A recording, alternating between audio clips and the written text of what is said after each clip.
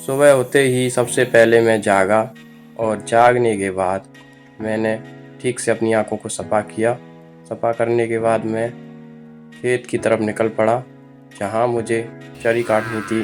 और चरी बहुत ही मैं धीमे काट रहा था, क्योंकि चरी बहुत उखड़ रही थी और गीला खेत था, इसलिए इसे काटने में 15 से 20 मिनट लगी।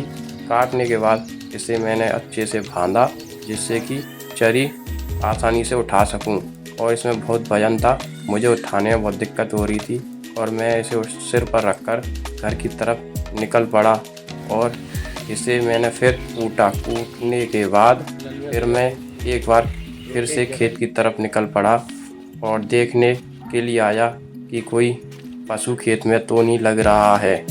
पर जैसे ही मैं खेत पर आया तो वहाँ पर एक मुझे लड़का मिला, जो कि भैंस की रखवाली कर रहा था। देख रहे होंगे, छोटा सा लड़का लकड़ी लेकर भैंस की तरफ खड़ा है। और ये दीपू है, जो कि भैंस के लिए खूंटा गाड़ रहा है। और मुझे देखकर उसने मुंह दूसरी तरफ कर लिया है। और ये छोटा सा लड़का टेंगे टेंगे गाने पर डांस कर रहा था। और ये डांस करने के बाद ये थक गया था और भैंस पर ये मतलब गाय पे मस्ती कर रहा था। इसके बाद मैं खेत की तरफ आ गया तो ये लड़की देखो कैसे मस्ती खेत में कर रही है। इसके बाद मैं एकलव्य स्टेडियम की तरफ रनिंग के लिए जूते पहनकर निकल गया था।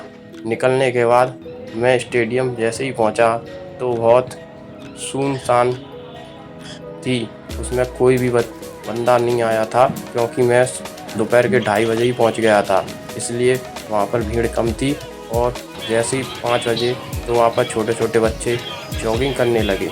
जॉगिंग करने के बाद जैसे ही शाम के 5:30 बजे तो मैंने अभी अपनी प्रैक्टिस शुरू कर दी, जो कि शॉट पुट आप देख रहे होंगे मैं फेंक रहा हूँ।